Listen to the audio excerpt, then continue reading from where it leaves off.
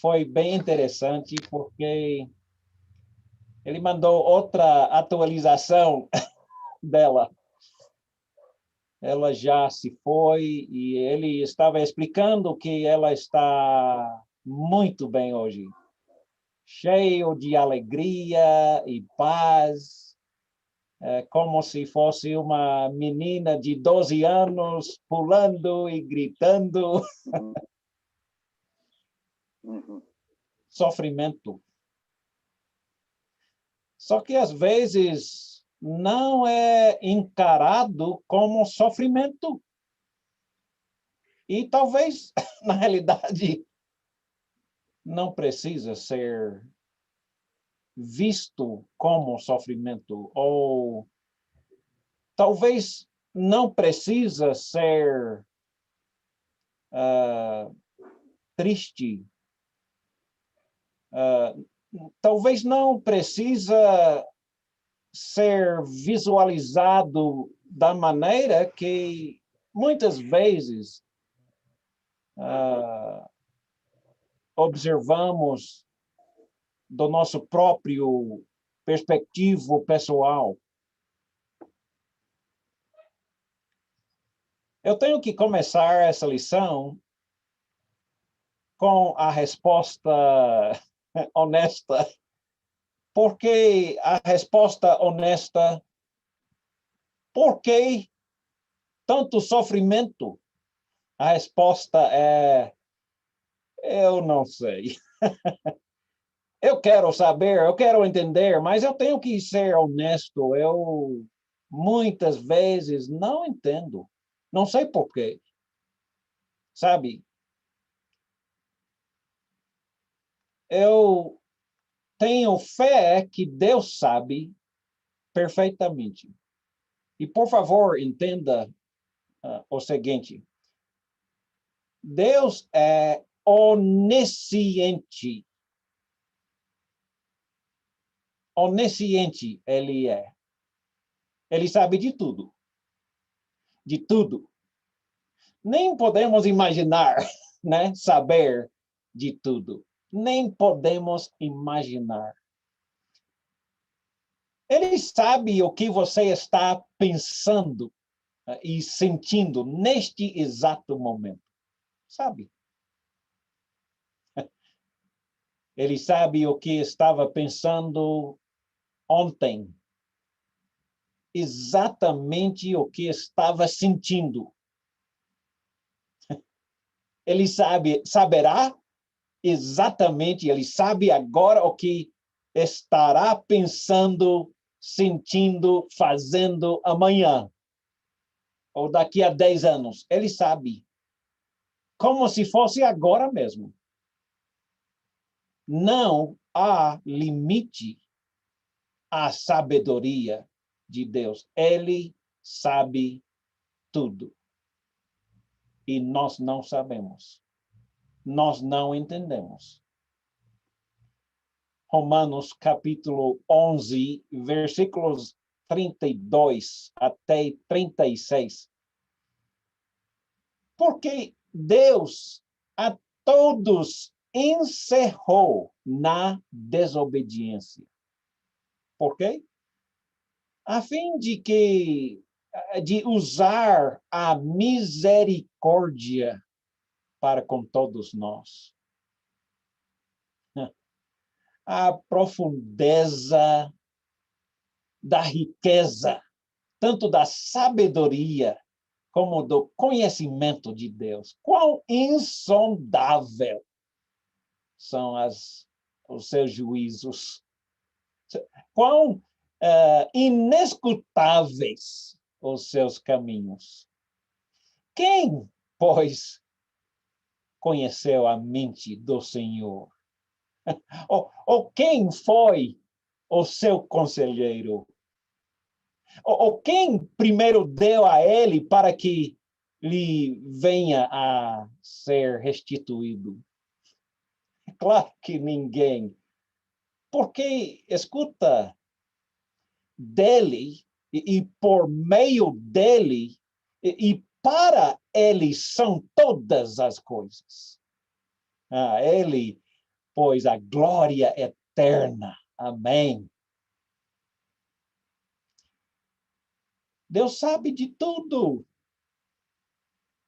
E a verdade é que nós sabemos tão pouco.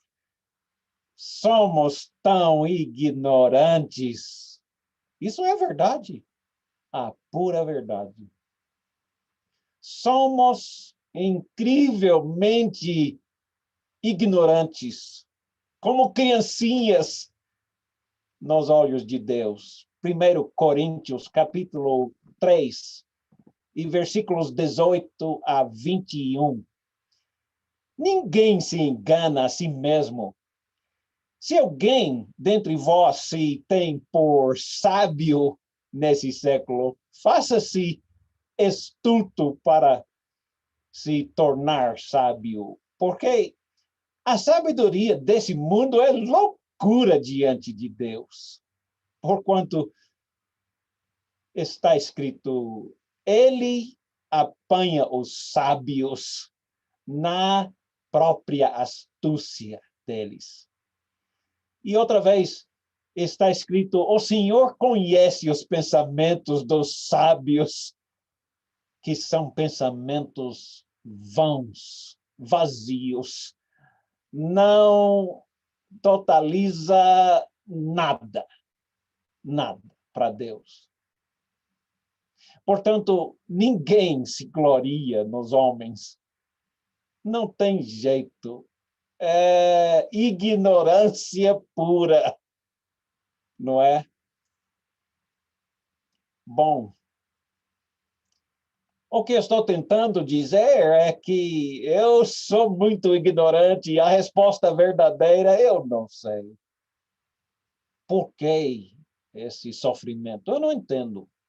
Eu não posso ver o futuro, nem o passado. Eu nem sei direito o que está acontecendo agora mesmo. Mas, honestamente, também existem certas coisas que eu sei sim. Podemos saber certas coisas. Por quê? Porque Deus nos falou. É ainda a sabedoria de Deus. Existem certas coisas que podemos saber. Por exemplo, uma das razões que nos traz a sofrer é porque nós pecamos. Nós sabemos disso, não é? Deus fez leis. Ele fez leis para todos nós, para podermos não sofrer tanto, não é? E se você pensar direito, as leis de Deus são puramente bênçãos para nós. Você já leu em Deuteronômio, capítulos 28, 9 e 30? As bem-aventuranças de Deus e as maldições. Deus está simplesmente dizendo, eu fiz leis e são boas, são bênçãos. Se você obedecer, será abençoado. Se você desobedecer, vai sofrer. Você vai sofrer. Então, no fim desse texto, ele fala, eu estou colocando diante de vocês duas opções. Vida, obedecendo às leis, ou sofrimento, tanto agora como para sempre. E ele diz, eu peço, por favor, escolhe a vida, não é? Se lembra de Adão e Eva no jardim de Éden? Tudo perfeito. Andando no jardim com Deus, como amigos, até o dia que, né, desobedeceram às leis de Deus. A lei de Deus. Ele tinha uma só lei, não é? E desobedeceram. homens são assim, né? Desobedecem. Todos já desobedeceram. E muitas vezes, né? Pense um pouco comigo sobre as leis de Deus. Não trazerá mentiras, falso testemunho, né? Não dará falso testemunho. E se você mentir, qual será o resultado? Vai sofrer. Simplesmente. Se você adulterar, sofrimento. Se você roubar, qual é o resultado? Você vai sofrer. Eu estava na cidade de Pajok, em Sudão do Sul. Um dia estava junto daquela centro de estudos bíblicos que estávamos fazendo. De repente houve barulhão aí, um grupo de pessoas, né? Correndo para lá, para cá e gritando. E eu fiquei sabendo que foi um ladrão de telefone. Ele roubou mais um celular e estava... a polícia tinha que meter a força para ele não ser morto. Por quê? Porque roubar traz sofrimento. Machucar outros. Resultado? Sofrer, não é? Quando pecamos, sofremos. Você está lembrado de Lucas, capítulo 13, e fala sobre arrependimento e a importância de todos se arrependerem, né? Lê comigo Lucas, capítulo 13 e versículos 1 até 5. Naquela ocasião, alguns dos que estavam presentes contaram a Jesus que Pilatos misturara o sangue de alguns galileus com os sacrifícios deles. Jesus respondeu: e vocês pensam que esses galileus eram mais pecadores do que todos os outros? Por terem sofrido dessa maneira tão feio? Jesus disse: eu lhes digo que não foi assim não. Mas se vocês não se arrependerem, todos vocês também perecerão. Sabe, a tendência natural do homem é perceber que se pecamos, sofreremos. E foi isso que eles estavam fazendo, né? Eles estavam sofrendo essa maldição tão feio, pelo menos para eles, né? Que eles morreram. E depois ele disse, versículo 4, ou vocês pensam que aqueles 18 que morreram quando caiu sobre eles a torre de Siloé eram mais culpados do que todos os outros habitantes de Jerusalém? Eu lhes digo que não foi assim não. Mas se vocês não se arrependerem, da mesma maneira vocês perecerão, não é? Observe que a humanidade tem a tendência natural de ver que desobediência traz sofrimento. E Jesus disse assim, sim, mas não é sempre assim, não. Não é somente que sofrimento, ou seja, pecado traz sofrimento.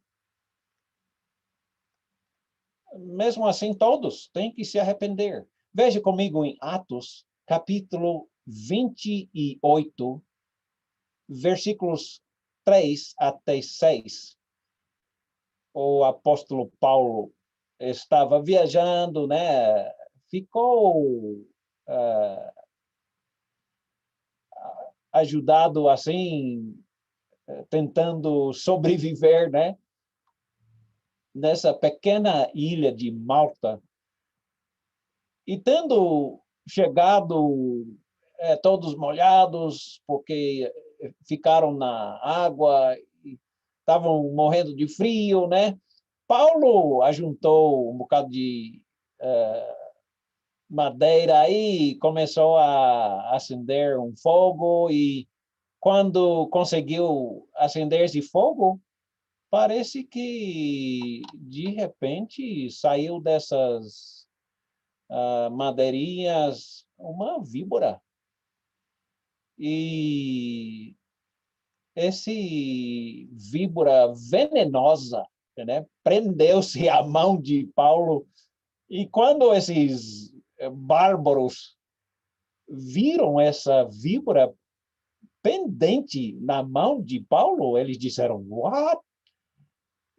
Certamente esse homem é assassino mesmo, porque mesmo salvo do mar, a justiça não o deixou viver." E eles ficaram lá esperando, né? Porque sabiam, né, que Paulo ia cair morto a qualquer momento. Só que passou minutos e mais tempo, e esquentando lá com fogueira, ele não morreu, não é? De repente, eles começaram a dizer: "Uau, ele deve ser um deus", não é? E até tentaram adorar Paulo. Observa nessa história que a natureza humana pagã chegou à conclusão de que ele pecou, né? Ou, obviamente, ele é um ladrão, ele é um assassino, né? Nesse caso. Então, ele vai morrer. É natureza nós pensarmos assim. Porque, pelo menos a maioria das vezes, nós pensamos assim, que pecou, vai sofrer. E isso é a verdade. Mas nem sempre é a verdade. E Jesus nos ensina que nem sempre é assim. Se lembra de Jó? Que situação! Jó, nos primeiros 2 capítulos, ele perdeu tudo. Tudo menos uma esposa malvada, não é? E ele ficou querendo falar com Deus. Deus, isso não é justo. Eu não fiz nada de mal. Veja, Jó, capítulo 22, e versículos 5 até 9. Se lembra, os 3 amigos de Jó vêm para tentar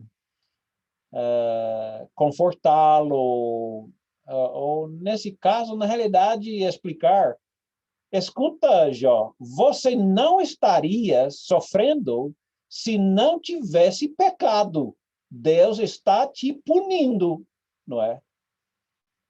Então, em Jó 22, versículo 5,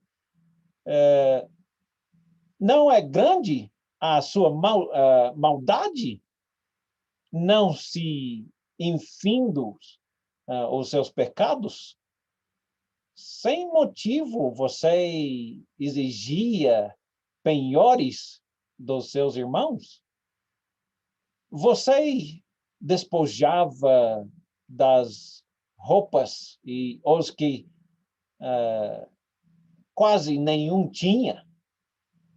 Você não deu água ao sedento e reteve a comida do faminto, sendo você poderoso, dono das terras e delas vivendo e honrado diante de todos, você mandou embora de mãos vazias as viúvas e quebrou a força dos órfãos, acusando de Jó de tudo, pisando nos pintinhos, tudo, não é?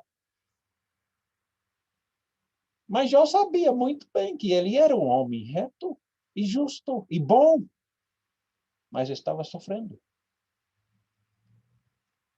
É bom ler os últimos 3 capítulos de Jó. Uau!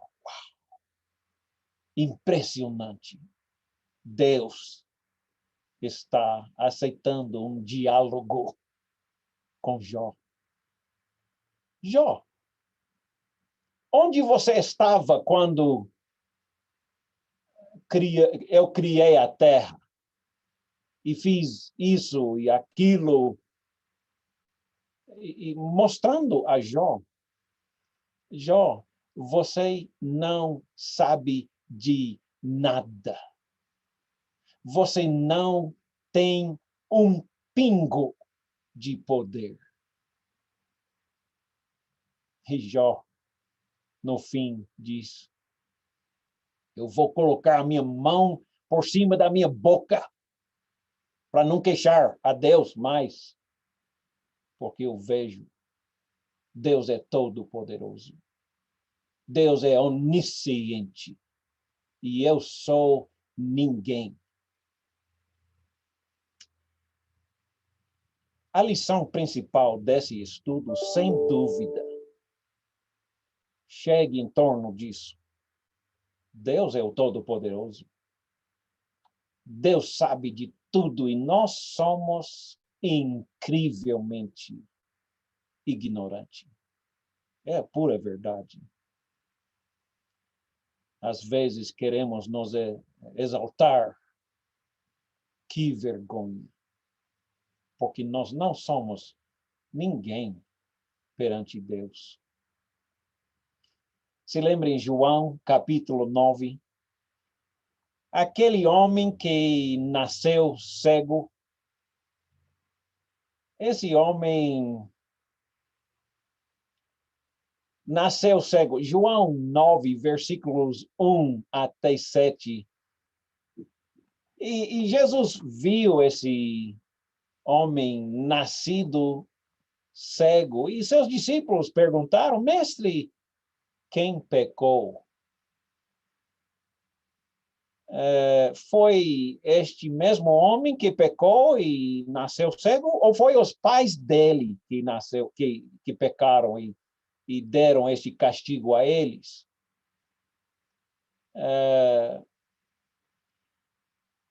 Então, Jesus respondeu: nem ele, nem os seus pais. Não é por isso. Quer dizer, sim, a verdade é que pecado traz sofrimento, mas nem sempre é essa a explicação, não é?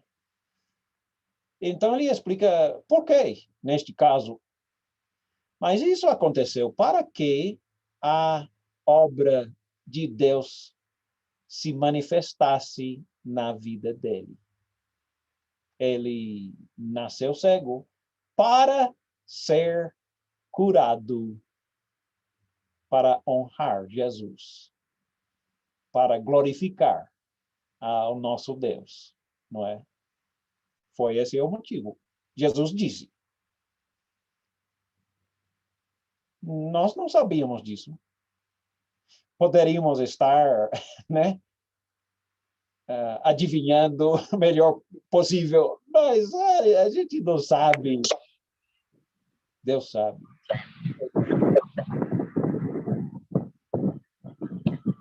Deus tem a explicação para tudo.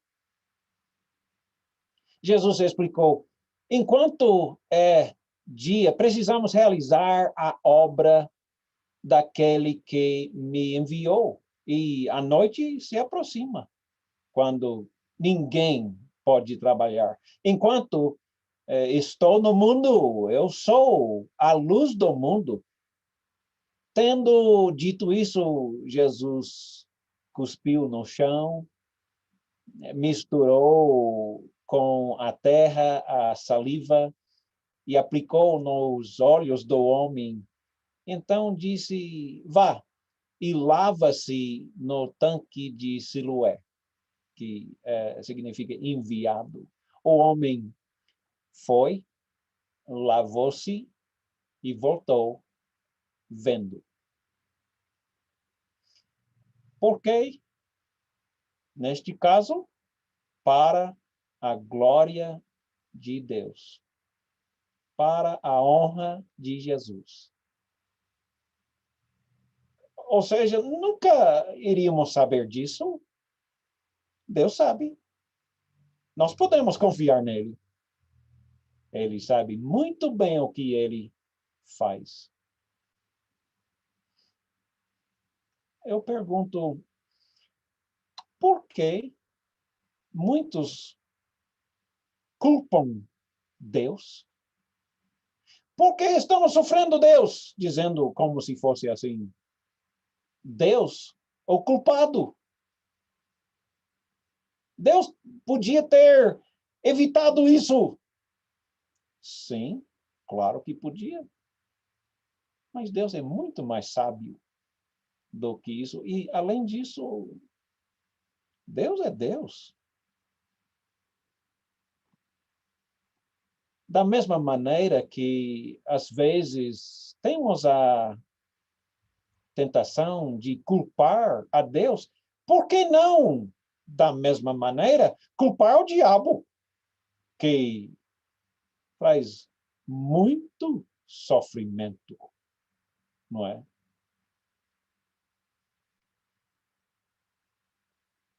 Então, primeiro nós vimos, sofremos porque pecamos, mas nem sempre é por isso. Número 2, nós sofremos por causa dos pecados dos outros. Nem sempre é o nosso pecado, não é? Às vezes é o pecado do outro. Se lembra dessa história de José em Gênesis capítulo 50, no finzinho de Gênesis 50, versículos 18 até 20. Aquela história magnífica de José foi, vendido pelos seus irmãos e com o tempo, foi em prisão, passou anos preso, mas Deus mudou. Deus tinha o seu propósito. José, na prisão, ele é um homem bom. Por que esse sofrimento? Quem sabe, né? Ele não sabia de jeito nenhum. Mas Deus transformou a situação. Anos depois, nós vemos José, basicamente o líder do Egito, como se fosse rei de junto de Faraó, imperador, não é? E nós vemos então no fim daquela história, aqui versículo 18, depois vieram os próprios irmãos de José, pedindo grãos para sobreviver. Chegaram, não foi nem a primeira vez, foi a segunda vez, prostrando-se diante de José, dizendo: aqui nós estamos, nós somos seus escravos. José, porém, lhes disse: não tenha medo. Estarei eu no lugar de Deus. Vocês planejaram o mal contra mim, mas Deus o tornou para o bem de todos nós, para nos salvar. Deus o tornou em bem para que hoje fosse preservada a vida de vocês, de toda a minha família, de milhares, talvez milhões de pessoas. Sofremos não por nosso próprio pecado. Às vezes sofremos por causa dos pecados dos outros. Se lembra de Jesus e o sofrimento dele? Foi por causa do pecado dele? De jeito nenhum. Sofreu muito, em muitas maneiras. Tudo por causa do pecado dos outros, não dele. Se lembra de Paulo? Quanto ele sofreu? Mas não foi por causa do pecado dele, e sim pelo pecado dos outros. Estevão, morto. João Batista. E poderíamos fazer uma lista grande, né? Sofrendo não pelo seu próprio pecado, e sim pelos pecados dos outros. E nós estamos também sofrendo por causa dos pecados dos outros, não é? E nem é só por isso, né? Tem outras razões. Número 3. Nós participamos no sofrimento de Cristo. Tenta entender isso. É um mistério, talvez, para nós, mas vai comigo para Filipenses, capítulo 3, e versículos 10 e 11. Paulo, no fim da sua vida, ele sabe que vai morrer e poderia ser bem logo. Disse, eu quero conhecer Cristo, o poder da sua ressurreição. Eu quero participar nos seus sofrimentos, tornando-me como ele na sua morte, para, de alguma forma, alcançar a ressurreição dentre os mortos. Sabe, não é só apóstolo Paulo que pensa dessa maneira, né? Participar nos sofrimentos de Jesus. Pedro, apóstolo Pedro, pensou a mesma coisa. Veja comigo em 1 Pedro, capítulo 2, versículo 21. Porquanto, para isso mesmo fostes chamados, pois que também Cristo sofreu em vosso lugar, deixando-vos exemplo, para seguirdes os seus passos. Sofrer com Jesus, por Jesus, junto com Jesus, não é? Interessante. Sofrermos para ser companheiros de Jesus. Sofrermos pelo Evangelho, por causa do Evangelho, por causa da missão que ele nos deu. A comissão, vá, faça discípulos de todas as nações, batizando-os em nome do Pai, do Filho e do Espírito Santo e ensinando-os a obedecer todos os mandamentos que eu tenho lhe dado. E escuta, eu estarei com vocês todos os dias, até a consumação do século. Sofrer na missão com Jesus, por Jesus, não é só por isso. Número 4. Sofrimento que nós que pensamos como é sofrimento, mas não é. Parece sofrimento, mas não é. Sente como sofrimento, não é sofrimento. Pense sobre, por exemplo, uma criança que está na escola. Eu fui péssimo na escola, né?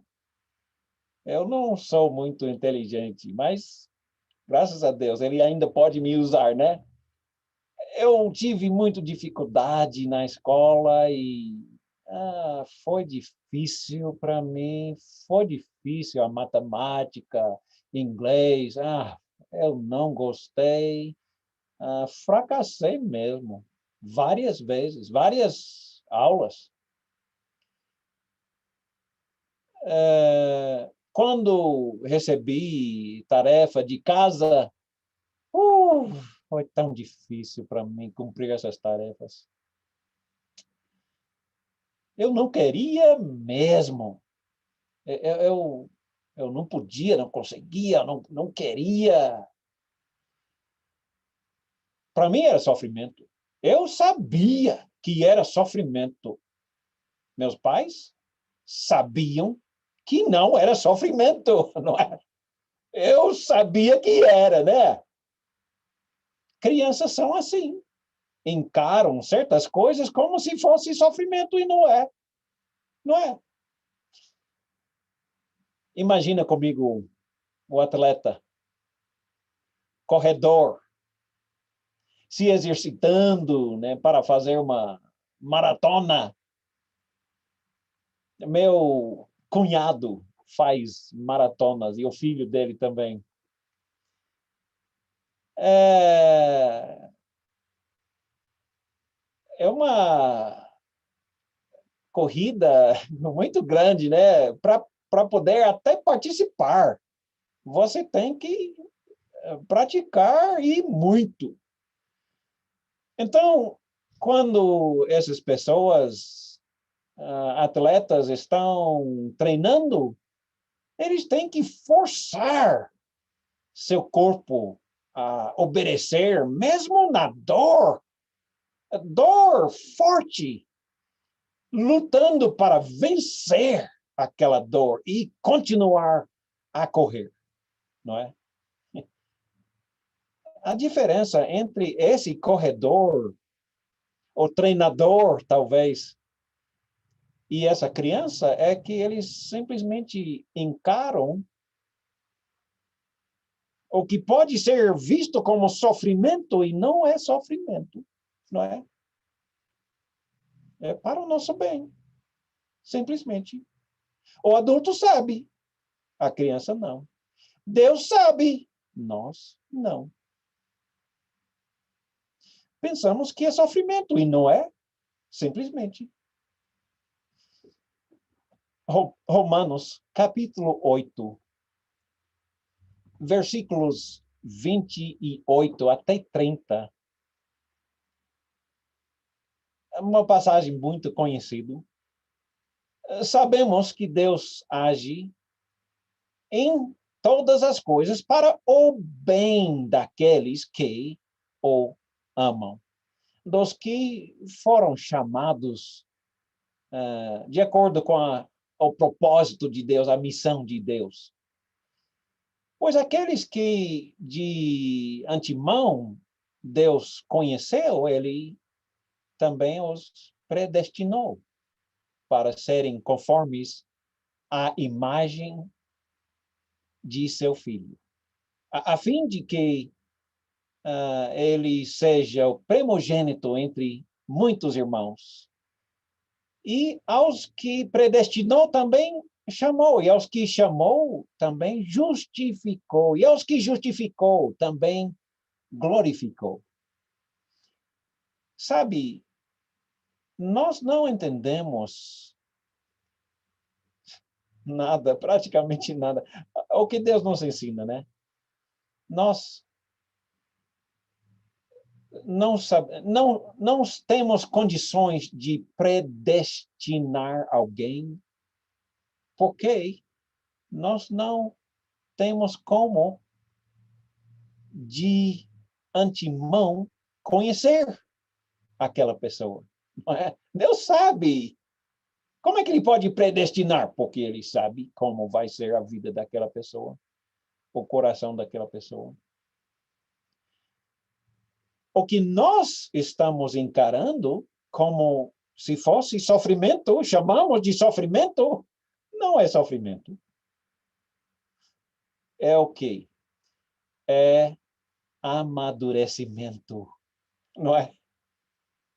É para nos amadurecer. Nós simplesmente não podemos encarar, visualizar a verdade.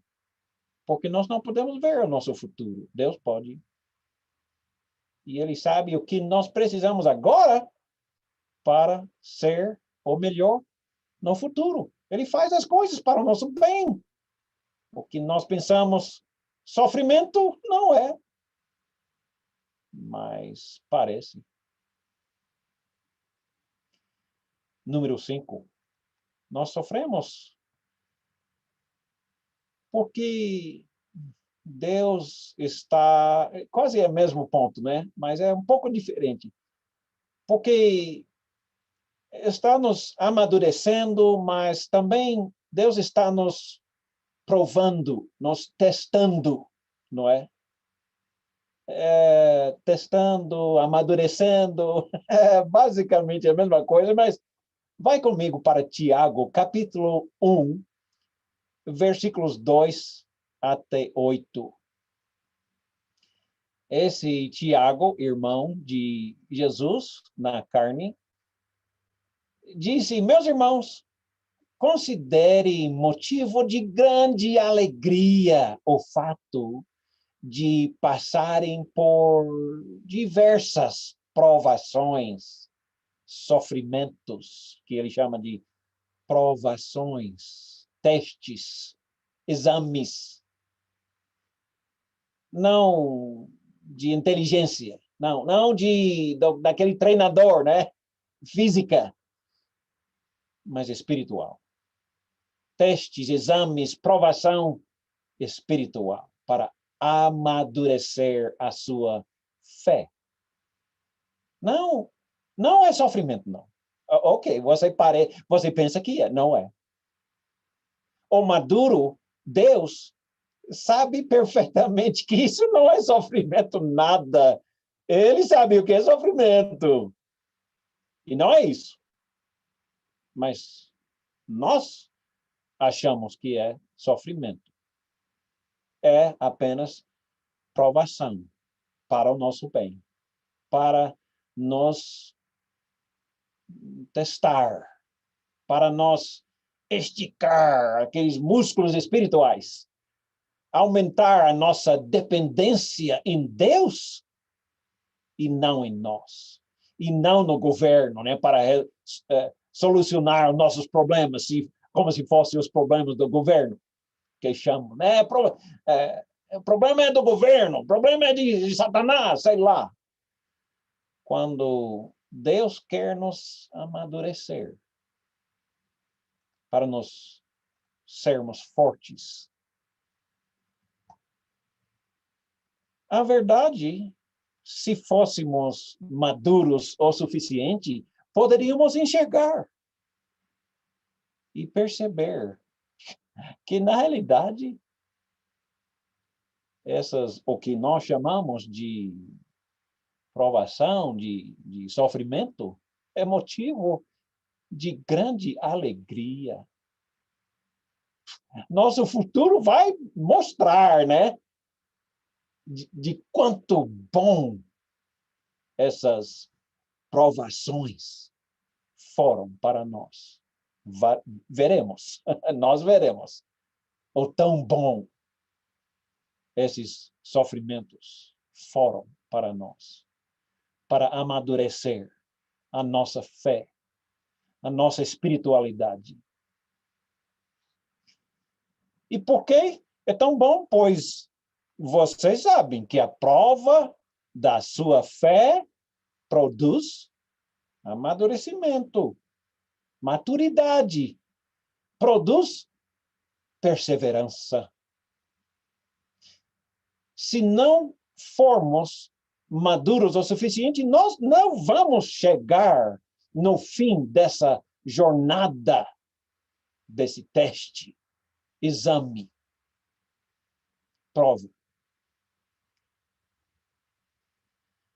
Por isso, ele nos prova para nos produzir perseverança, para chegar até o fim, né?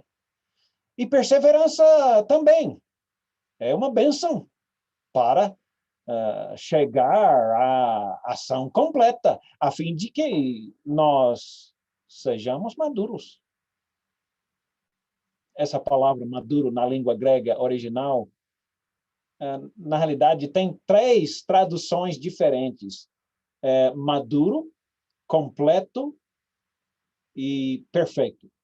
São 3 palavras em nossa língua, mas é uma só palavra na língua grega. Então, essa perseverança nos dá perfeição, maturidade, ser completo, não é? Então, é somente para o nosso bem, somente para o nosso bem. Escuta, se você tem falta de sabedoria, de entender essas coisas, pede a Deus. Pede que Deus te dá sabedoria, porque eu garanto, Ele dá livremente. Ele dá de boa vontade. E vai doer, vai doer, eu garanto. Eu não cheguei à maturidade ainda, mas eu já passei por algumas, né, dificuldades. Vocês são testemunhas disso, né? Deus vai te conceder maturidade, se você é maduro o suficiente para pedir a Deus sabedoria. Peça a Deus. Porém, peça com fé, não, né, só com a esperança, eu espero que Ele dá. Não, peça com fé, sem dúvida, nenhuma dúvida. Pois aquele que duvida, ele é como a onda do mar, né? Leva agitada pelo vento de um lado para outro. Não duvida, Deus. Não, não pensa que tal pessoa vai receber alguma coisa qualquer do Senhor. Porque ele tem uma mente dividida. Ele é instável, imaturo em todas as coisas que faz. O escritor de Hebreus também, Hebreus 11, fala muita coisa. Eu gostaria de ter mais tempo para falar sobre Hebreus 11.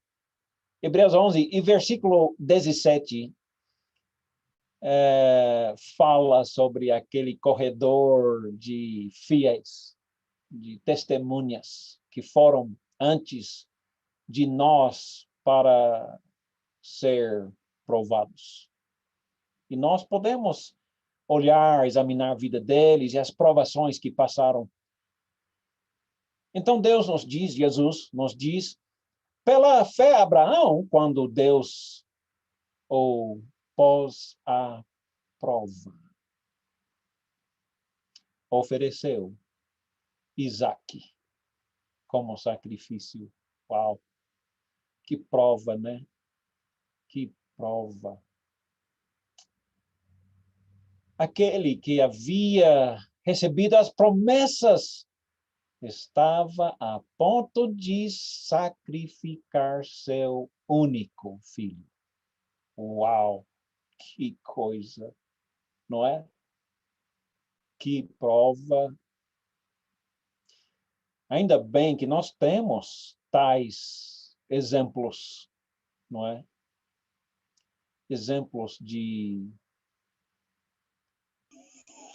ser provado e vencer, não é? Passar a prova. Número 6. Por que sofrimento? Como nós vimos, né? Tiago dizendo, você pensa que é sofrimento? Não. É motivo de alegria. Escuta, é motivo de alegria, apenas nós não entendemos. Não entendemos mesmo, né? Eu não sei. Não me pergunta, porque se eu for honesto, eu tenho que dizer, desculpe, eu não sei. Mas a verdade é que, número 6, sofrimento é para nos dar alegria. Sim, é verdade. Sabe, nós fomos criados numa fazenda, né? Bem longe da cidade, não tinha água da cidade, tínhamos nosso próprio poço com uma bomba e às vezes a bomba quebrou, né? E essa bomba ficou, eu acho, uns 50 metros de profundidade. Nós não tínhamos o dinheiro, né, para pagar alguém para consertar. Nós tínhamos que dar jeito, né? Levantar aquela bomba do poço nós mesmos. Levou uns 2 dias, 3 dias. Meu pai e nós 4 homens, filhos, lutando, né, trabalhando duro, né, para tirar esse poço, consertar e colocar de volta. Eu não sabia que gostava tanto de água até não tiver água. Eu me alegrava tanto de ter água de novo, mas foi necessário passar pela prova de não ter água. Não é? Eu, eu tenho certeza que muitos dos nossos sofrimentos não são sofrimentos, mas na realidade é para nos alegrar. Por esses dias, né, estamos passando pelo nosso inverno e passamos um pouco mais de uma semana com o tempo abaixo de zero. Mais de uma semana. O que acontece com os tubos de água quando o tempo fica abaixo de zero? O gelo estoura os tubos de água. Quando chegou o dia, quando o tempo aumentou acima um pouco de zero, começou a estourar os tubos, ou seja, descongelar e a água começou a passar em todo lugar. Uau! Não é? Aí eu sabia que tínhamos algum problema, né? Aí realmente nós tínhamos um tubo quebrado. Coitado daquelas cidades inteiras que não têm água até hoje. No estado de Texas, não tem água. Porque tanto estourou tubos de água com esse gelo. Para esse sofrimento. Mas quando nós temos frio desses, queremos o calor, né? E vocês aí, ó, estão passando um tempo de calor e nós... Sabe o que me faz gostar de dias quentes? Dias de frio, mais frio, o frio mesmo, não é? E o que faz você gostar tanto de um dia um pouco mais, né, confortável? Ah, que quentura! O que às vezes chamamos de sofrimento é simplesmente para nos alegrar. Veja novamente comigo em Romanos, capítulo 8. Vamos pular, já limos alguma parte desse. Vamos pular para 1 Pedro, capítulo 1. E versículos 3 a 8. 1 Pedro 1, versículos 3 a 8. Bendito seja o Deus e Pai de nosso Senhor Jesus Cristo. Conforme a sua grande misericórdia, ele nos regenerou para a esperança viva. Focalize nessa palavra, nessa ideia de esperança. O que cria em nosso coração esperança? A falta de esperança. Então, só podemos ter uma esperança viva tendo o quê? Esperança morta. E então, ele nos regenerou para uma vida, esperança viva, por meio da ressurreição de Cristo dos mortos, para uma herança. Eu não sei se você já ficou em total desesperança,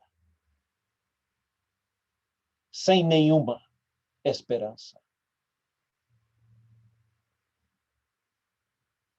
Alguns de nós já passamos. Não sentimos motivo de viver. Por que viver? Não temos esperança. Mas agora, em Cristo, nós não temos apenas uma esperança, nós temos uma esperança viva. Não só uma esperança viva, mas esperança de quê mesmo? Esperança de herdar daquilo que o nosso Pai tem, não é? Tudo e mais tudo e mais tudo. Esperança para uma herança que jamais poderá perder. Jamais vai morrer, macular-se ou poder se perder o seu valor. Herança guardado no céu para todos nós, que mediante a fé são protegidos pelo poder de Deus até eu chegar à salvação, prestes a ser revelado no último tempo. Quando chegar esse tempo, ninguém vai poder deixar de pular de alegria, por causa que este mundo tem muito sofrimento, não é? Nisto exultamos ainda. Ainda que agora, por um pouco tempo, nós estamos entristecidos por esse tempo de provação, de sofrimento neste mundo. Assim acontece para que fique provado e comprovado a sua fé, que agora nós temos. Muito mais valioso do que ouro que perece, mesmo que refinado pelo fogo. É genuíno, resultará em louvor e glória e honra quando Jesus Cristo for revelado. Muito, mesmo não tendo visto Jesus, nós amamos ele. E apesar de não terem visto Jesus, nós cremos nele, exultamos com alegria indizível. Não pode ser explicado ou falado nem a nossa alegria, nem a glória, pois nós estamos alcançando o nosso alvo, o alvo da nossa fé, a salvação das nossas almas. Sabe, não há palavras que podem explicar o que às vezes sentimos. Não temos palavras. Eu tenho a tentação agora de voltar para Romanos 8 novamente. Deixe-me voltar só um pouquinho. Romanos 8, nós estávamos vendo exatamente esse sofrimento, né, que passamos na terra. Romanos 8, versículo 18 a 24, nós consideramos que o nosso sofrimento, não é, que passamos agora, não pode ser comparado com a glória que há de ser revelada. Não pode ser comparado.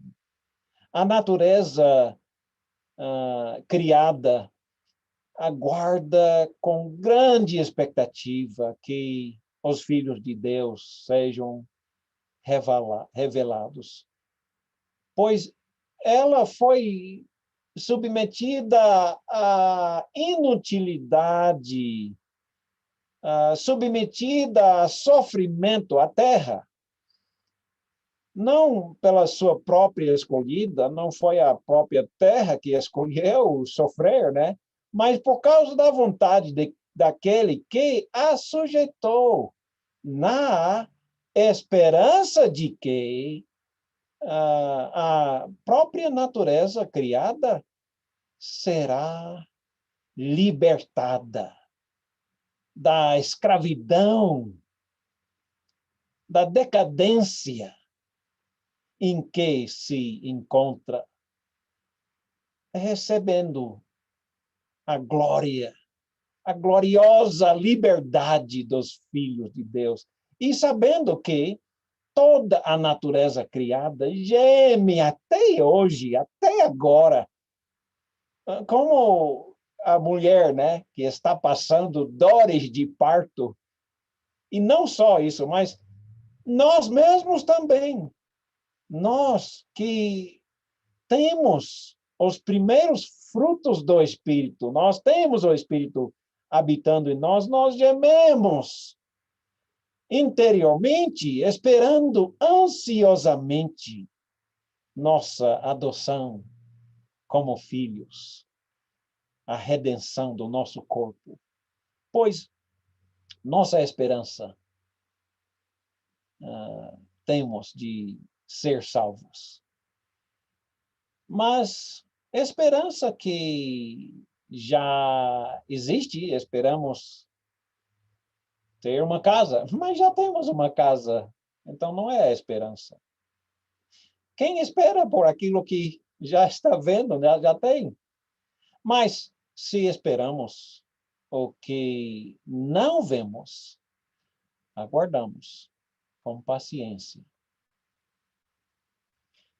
Voltando para 1 Pedro, capítulo 4 agora.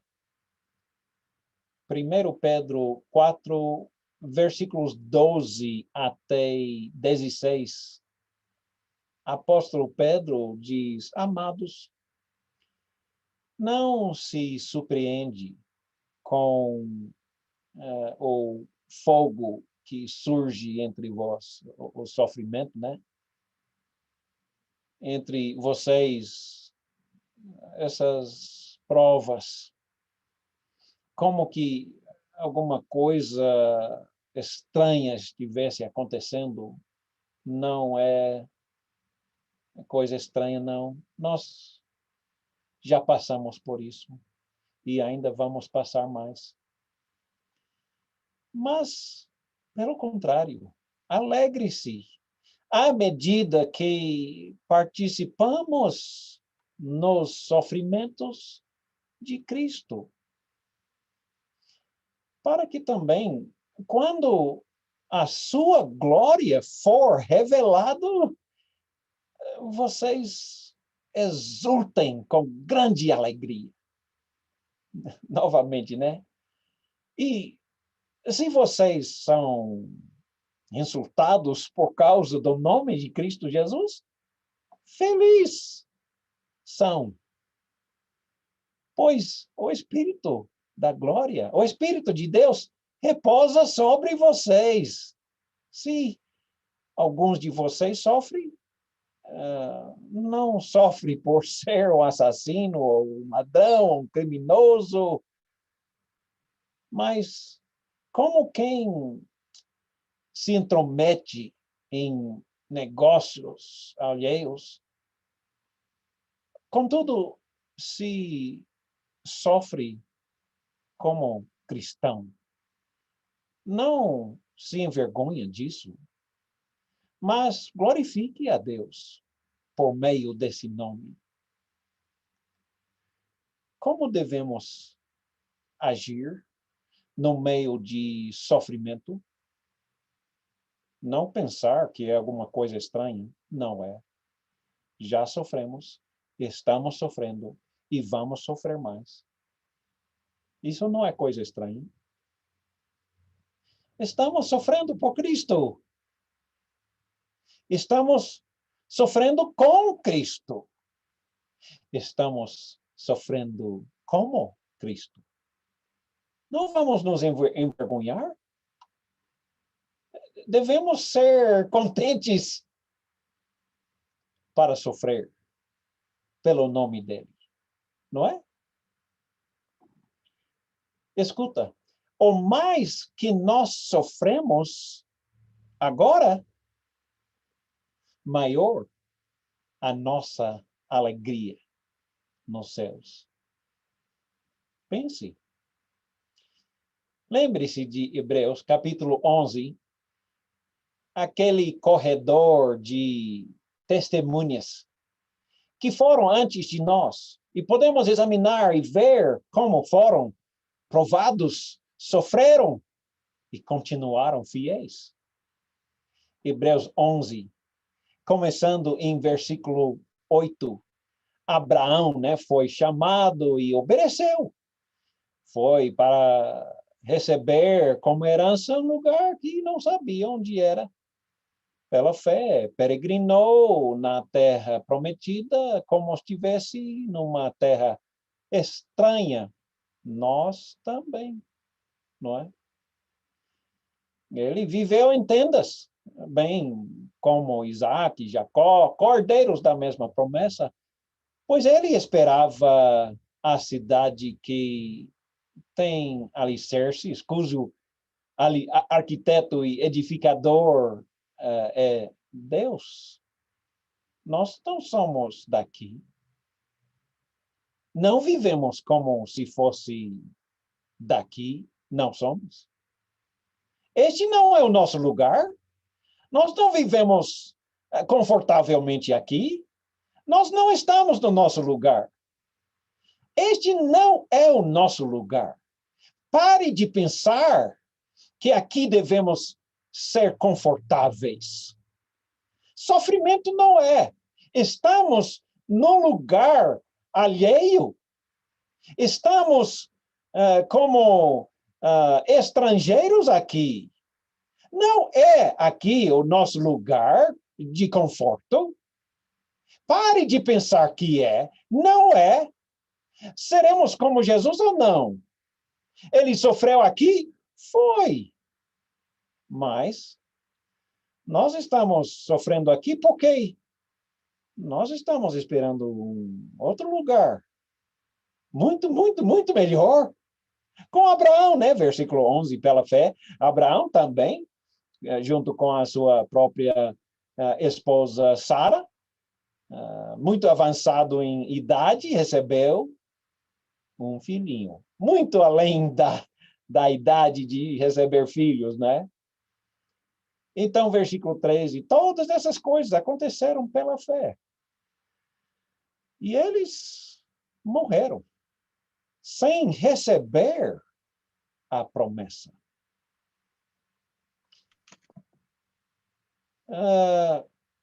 Eles receberam, viram como se fosse de longe, saudando, reconhecendo que eram estrangeiros e peregrinos na terra. Nós temos que ser assim também. Não podemos ficar pensando que aqui é o lugar de nosso conforto e descanso. Não é. Aqui não é nosso lugar. Versículo 17. Abraão, pela fé, quando Deus o pôs à prova, ele aceitou a prova. E continuou a marchar em lugares, peregrinando como estrangeiro. Nada confortável. Você gosta de viver a sua vida toda em tendas? É aqui. Somos peregrinos. Versículo 26. Por amor de Cristo, considerou a sua desonra, esse Moisés, né? A desonra, a riqueza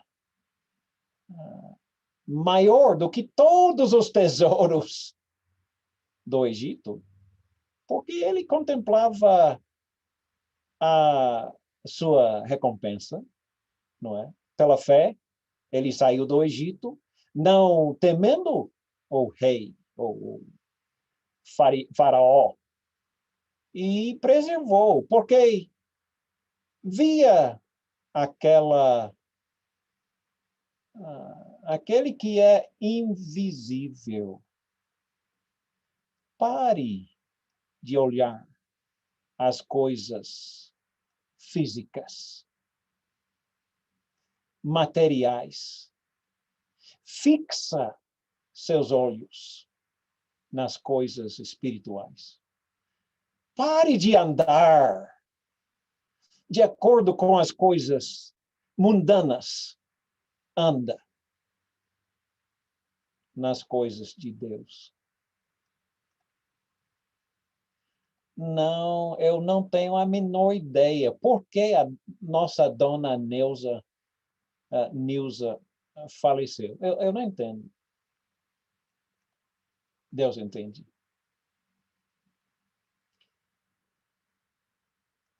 Creio que era 1999, mais ou menos, na cidade de Salvador.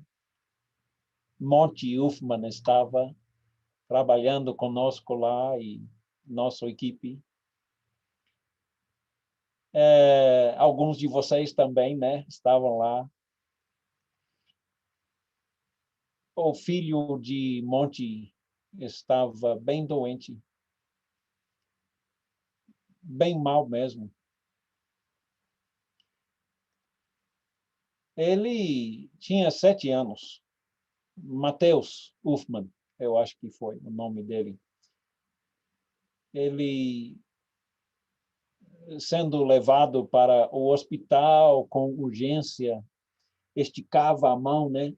Esticava a mão assim.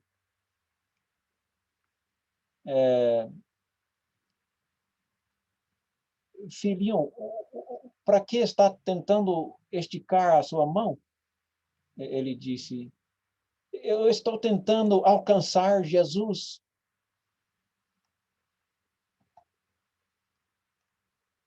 E eu fui para o hospital, estar com Monte e Melody, a mamãe.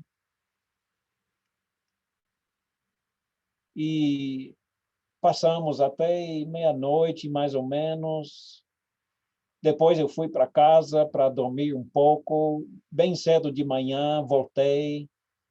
E eu disse para a Monte, eu não conseguia dormir, eu estava pensando, mas escuta, eu tenho certeza que Deus vai recuperar seu filhinho.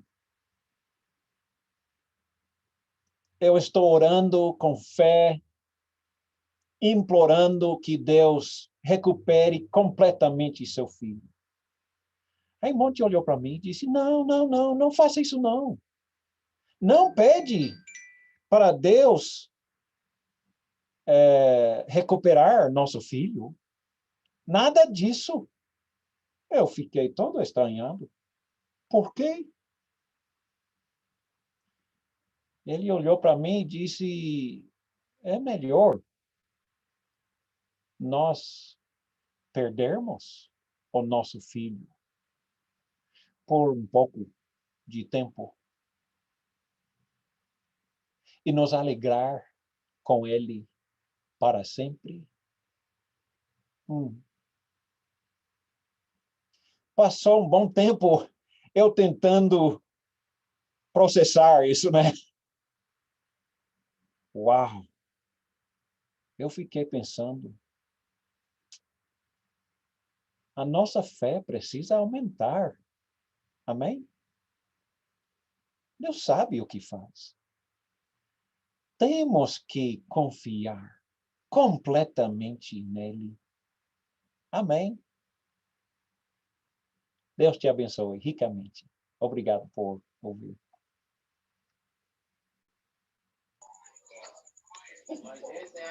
Timóteo